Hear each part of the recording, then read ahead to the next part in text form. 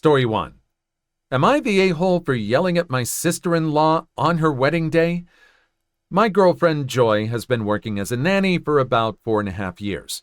Children seem to love her, and as of now, she has no intention of changing careers. My sister-in-law, Hope, seems to hate nannies. I've heard her make comments like, "Real moms don't need a nanny," or "nannies break families apart," etc. At first, Joy tried to defend parents that hire nannies, but she just shrugs her shoulders now. Hope's hatred of nannies has begun to affect Joy. According to her, Joy is the type of nanny to attract unwanted attention and the home-wrecking type. These comments make me uncomfortable, but Joy, for the most part, seems unbothered. I've asked Hope to stop, and we've both distanced ourselves from my family. Despite my relationship with Hope, Joy and I were invited to their child-free wedding. It was a beautiful ceremony, and I wish Hope and my brother Carl the best. Carl has a 5-year-old son and a 7-year-old daughter from a previous relationship. Though they are both amazing kids, they're still kids who like to run around, play, and have trouble keeping quiet. Carl and Hope didn't hire anyone to help watch over the children and didn't seem to bother to check on them. At one point, my nephew fell down and started crying, and Joy, who was the closest, helped him up and cheered him up a bit. From that point on, they were both attached at Joy's hip, and we became the unofficial babysitters. Joy was a great help. She made sure the kids stayed clean for pictures, ate, and weren't disruptive. I don't think Carl or Hope checked in on them once, though Carl sent me a few texts checking in. Joy also has a higher tolerance level, as I was more annoyed with the situation, but she asked me to not make a fuss. When it was getting late, I called Hope and told her that we were leaving. By this time, the kids were tired and had dozed off in a room. Hope came in and was very upset with Joy, saying that she was trying to ruin her family by being a better mother than her and claiming her children, my niece and nephew, as her own. Now I was a little agitated, so I yelled at Hope to shut up, not in public, but there were a few family and friends around, and we left. Carl sent me a dozen texts about how I ruined his wife's and his wedding night, as Hope was too sad or embarrassed to do anything. My mom also called me out for yelling at the bride. I feel a little guilty for not apologizing and ruining the wedding. Yeah, I would say either confront her and not yell and just be stern with her, but also just save it for another day and just let them have their honeymoon and their wedding. It's kind of selfish of the groom, Carl, to call him out on this just because she didn't want to do anything on the wedding night. That's kind of, yeah, I mean, it's your wedding night, but it's still kind of like selfish if that's the only thing that got ruined. Probably could have come for later, but standing up for your girlfriend who really helped with the wedding and helped with the kids, standing up for her was still definitely the right thing to do. Story 2. Entitled Dad Shocked at Breastfeeding. I was with my little baby with a checkup visit in a children's polyclinic. There is a nursing room with 2 comfy chairs. It's a long, narrow room arranged like this: door, changing table, screen, chair number 1, another screen, chair number 2, window. I come in. The chair closer to the door is empty. Another one is occupied. I sit down, start nursing. Mom from the chair number 2 soon leaves. In comes another woman with a baby and her husband. He enters first, passes the first screen, sees me mid-process. I'm not giving a care. He turns around without a word, not even checking the second chair, and walks his wife out the door. And as he closes it, I hear him saying loudly, "Did you see that? She didn't even put away her boob. I get it. A supportive husband follows his wife and kid to the doctors and stuff, but did he really enter a nursing room and expect women in here to hide their breasts to not disturb him? This is a nursing room. There are going to be boobs out. Parents are going to be nursing their kids. You should have expected this. I don't know why you think you deserve special treatment.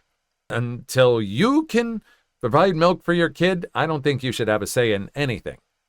Story 3. School denies me my prescription. I told them I wanted to call a parent.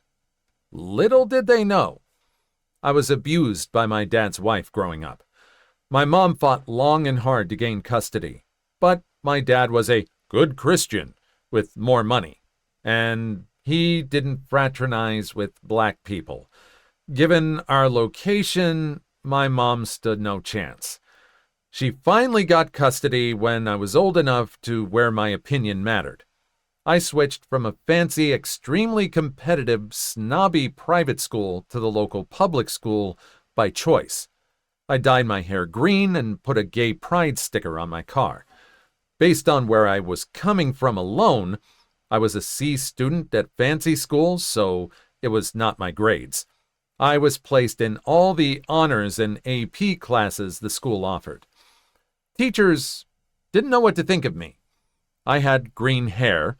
This was considered absolutely shocking at the time, and my friends and I were bullied for many things, including this. My bumper sticker was definitely the most controversial topic in the entire school, but I was quiet. I came from fancy school. I paid attention in class. I was earning straight A's. Thankfully, although most of my peers shunned me, my teachers realized pretty quickly that I was a decent enough kid. I had a problem where I got migraines. Finally got a prescription for them, non-narcotic, and took it straight to the nurse's office because the district had a zero-tolerance policy, and being in possession of even Tylenol would get you expelled for substance possession. Nurse: "You're going to have to get the doctor's signature on this form." Me: "Why? It's a legitimate prescription with my name on it in the original bottle." Nurse condescendingly: "We're required to have a doctor's signature before we can dispense medications." Me, giving zero cares: "How do you think I got the prescription in the first place?" Nurse decided to impress upon me the fact that I was powerless here, and that there was absolutely nothing I could do except comply. I left the office stressed because I didn't have access to my migraine medicine, and of course ended up stressing myself out into developing a migraine. Call me Karen, but I felt entitled to go to the nurse's office and be dispensed my medication, so I politely requested it be given to me. The nurse obviously told me no, so I asked for the principal. Got the assistant principal, who simply reiterated district policy. Then it occurred to me that it was within my power to get my medicine, because I had a secret weapon. So I had to be sneaky. Me: "I'd like to call one of my parents." This phone call wasn't intended for my dad, a financial consultant. It wasn't to my mom, who worked in sales and advertising. Of course, I wasn't calling stepmother. But my stepdad, on the other hand, just happened to be our region's most famous radio talk show host at the time, and he was on the air for another 2 hours.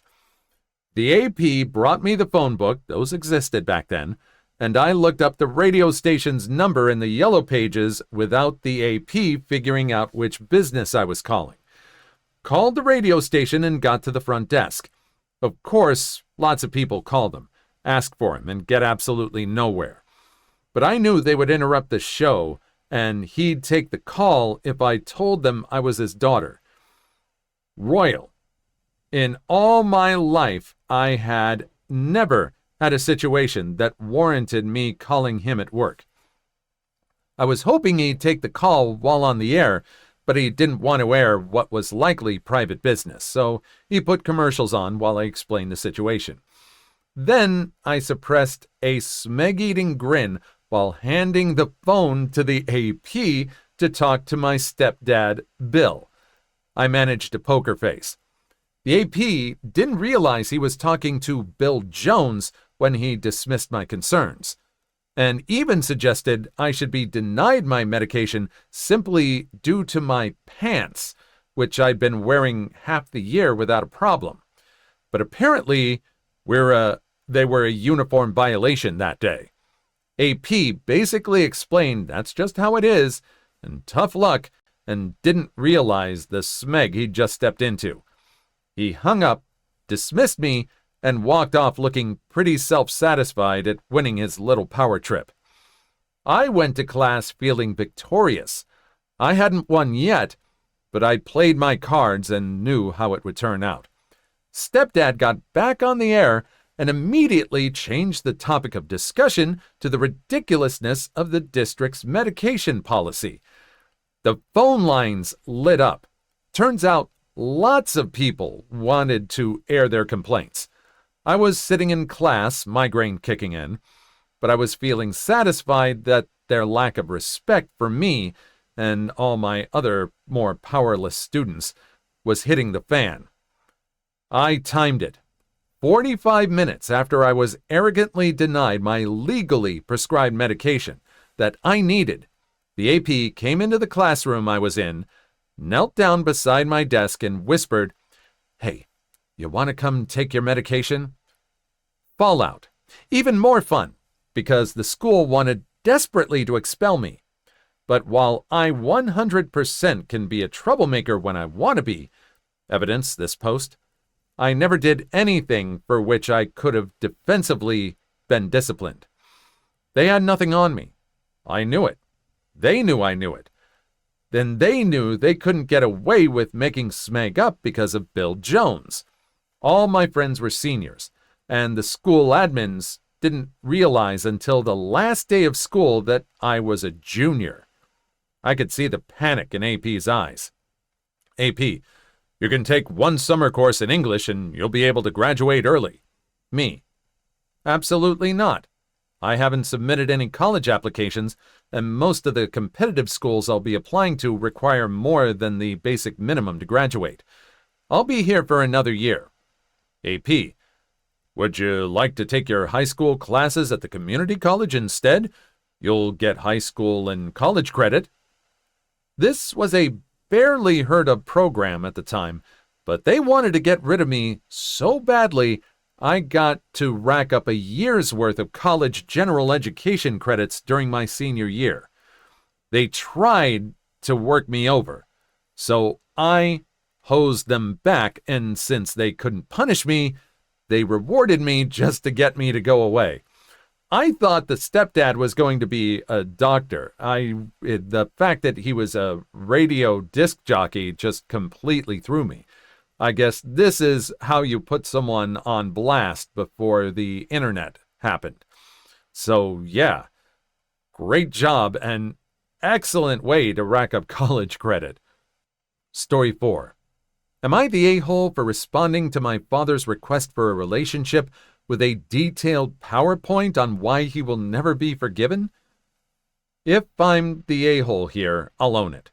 I'm not sorry, but it would be good to know because the rest of my family thinks this went too far. My 24 female mom passed on when I was 7 from leukemia. I have very few memories of her from before she was sick, and I didn't get to spend a lot of time with her in the last year, but she was an artist, and until she couldn't anymore, she would make me little collages when she was in the hospital with drawings and photos and messages for me. My grandmother put them all in a book for me after she passed on. I wanted to be like my mom, and my counselor thought it would help. So I started a journal where I would do a kind of a similar thing, and I've done at least 1 page a week all these years ever since my mom passed away. More when I miss her or have something hard going on. So I have kind of a unique record of my mental state over the last 16 years. My father remarried when I was 9. My stepmother really leaned hard into the "I'm your mom now," and my father didn't stop her. It improved when they had my half-brother because she basically forgot about me then. Unfortunately, he got cancer when he was 3, and I pretty much ceased to exist for my father. He was either working or gone with my brother, and I spent all my teen years mostly at home alone or with my grandparents.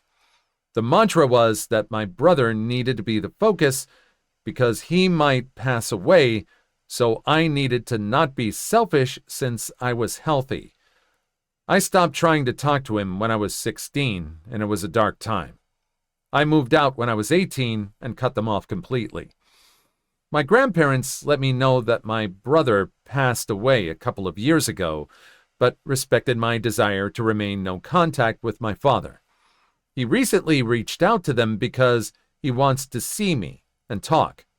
I went through my old journals and made him a PowerPoint with images of the entries where I had talked about being frustrated and feeling abandoned and unwanted, some with literal quotes of things my dad had said to me during arguments. Even the really dark stuff from when I was seriously depressed. Then I ended it with a photo of one of my mom's collages where she had written, "Remember that your dad and I are always here for you." And I wrote, "You failed. Go away," underneath. I felt like him being able to see it from my literal perspective would communicate why I don't want him back better than I could. Evidently it worked, but a little too well, because I've been bombarded by family telling me that it's understandable that I don't want to see him again, but what I sent gutted him, and he's completely fallen apart after reading through it, and it was unnecessarily cruel. Maybe it was. I know my bar is kind of weird sometimes, so am I the a-hole? This was from your personal feelings. When I was reading this thinking that it was a PowerPoint presentation, I thought it was going to be some soulless business thing of, charts and comparative, how happy you are in percentage form now since when you were with him. But you shared your feelings with him about what he was like, how it affected you all those times. You shared those very personal things with him. And you didn't send it to a bunch of other people in the family. You just sent it to him. He's the one that released it and blabbed it on to everyone else. I think he's the one that's still the a-hole for trying to gain sympathy. That's what it sounds like, gaining sympathy by sharing a personal message you sent him. Please like and subscribe if you made it this far. I hope you'll enjoy the rest of the video and have a wonderful day. Story 5. Man wanted me to flirt back, so I did. This just happened, and I'm still laughing my butt off. I'm a 25-year-old male-to-female trans woman that's been on HRT, hormone replacement therapy, for 3 years now. Because of this, my body looks naturally feminine. Like it takes people a while to catch on. My voice is softer, and it hurts to deepen it. This is important information, I promise. I work as a vendor for one of the major beverage companies. Basically, I go to stores and stock shelves of my company's products. I'm listening to music, a playlist of video game themes remixed, with one earbud in, like a loud, when a mid-30s-year-old man walks over. "Wow, girl, you are super thick. Wouldn't mind taking you home with me," he said with a bit too much confidence. I just continue working, ignoring him. He continues, "Oh, come on, don't be like that. I'm quite large under these pants, if you know what I mean. Something a sweet butt like yours needs." I continue to ignore, getting embarrassed and very uncomfortable. That's when the music turns to the theme from Halo, and he says what I needed.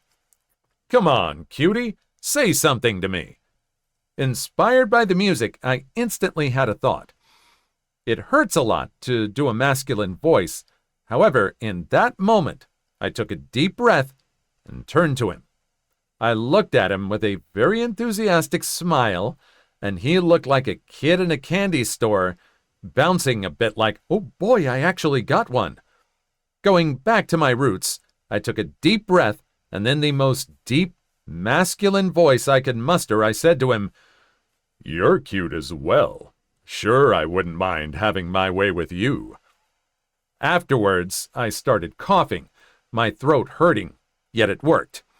The dude jumped back on a good foot and yelled out, "Oh, hell no! Frack this! Nope, hell no!" He ran out of the store so fast, constantly looking over his shoulder as if I was following him. The store's workers were laughing their butts off, mostly all the female workers. One came up to me and asked, "How did you do that voice? I could never get mine to sound..." "Oh, you're trans. That makes sense." That made my day, and is why I'm still laughing in my car writing this. Yeah, sometimes people just don't know when to back off. Unfortunately, a lot of guys just have a little too much confidence and they don't know how to read the room. And yeah, he got into a situation he didn't want anymore. Perfect. Yeah. I think all these women would really love to learn how to make their voice sound deeper just for that kind of an interaction. Story 6. Steal my design and get all the credit? Enjoy being kicked off. So my friend over in Korea studies fashion design. She sometimes sends me over the sketches of the designs, and they all look amazing. Then again, I'm not into fashion. She is particularly interested in designing handbags and purses. She told me a story about how she shut down one of the most entitled, self-centered, lazy students on campus. Cast: Grace, our main character girl. Jane, the evil one. Professor, the instructor of the course. Story: At first, Grace and Jane got along just fine.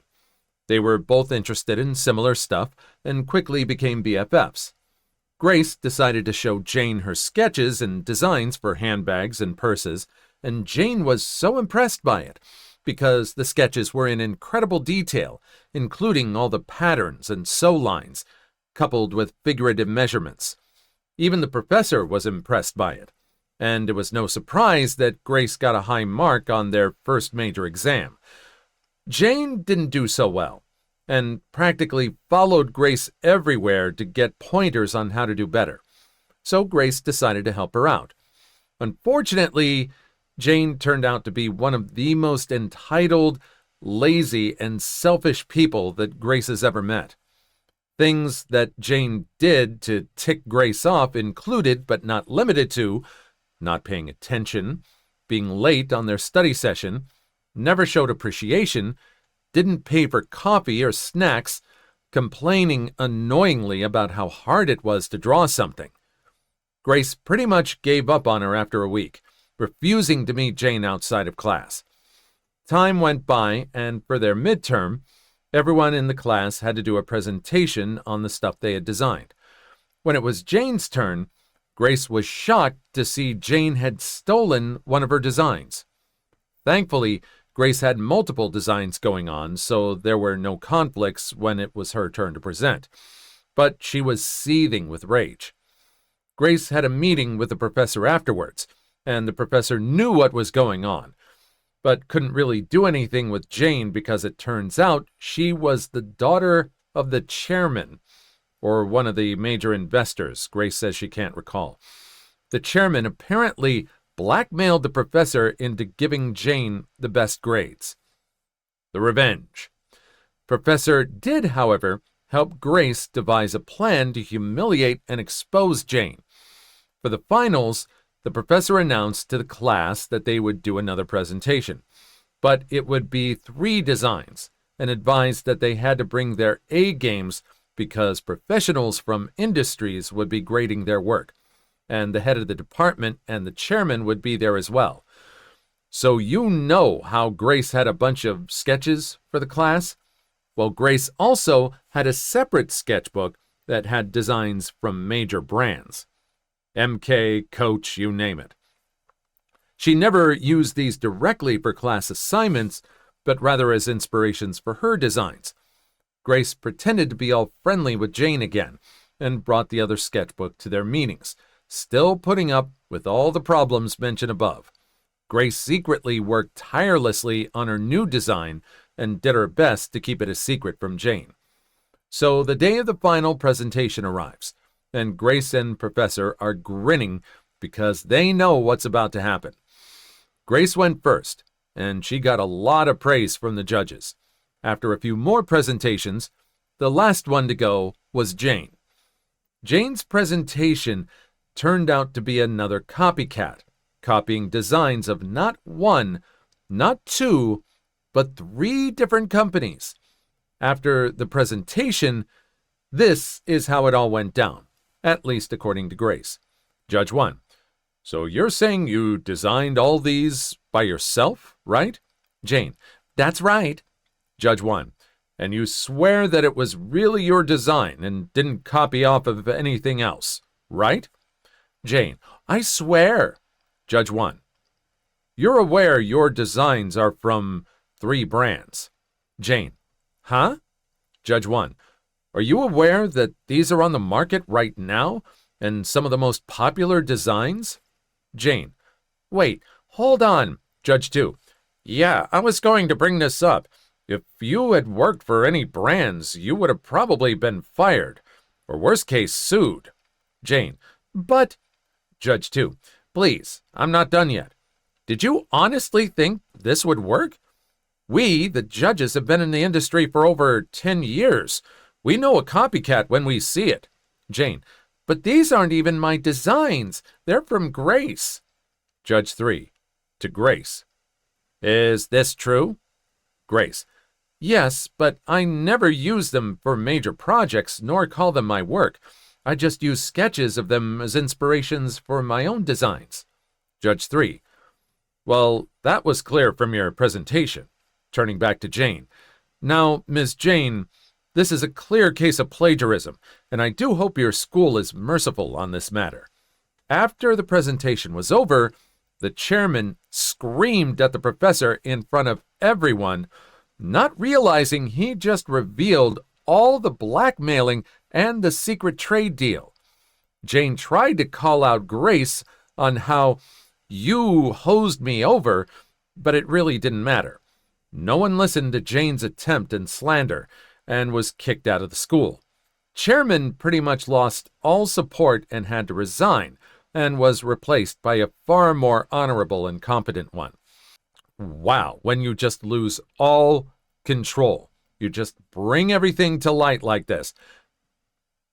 You would think that the chairman would have thought to just shut up, but his emotions seem to have gotten the best of him.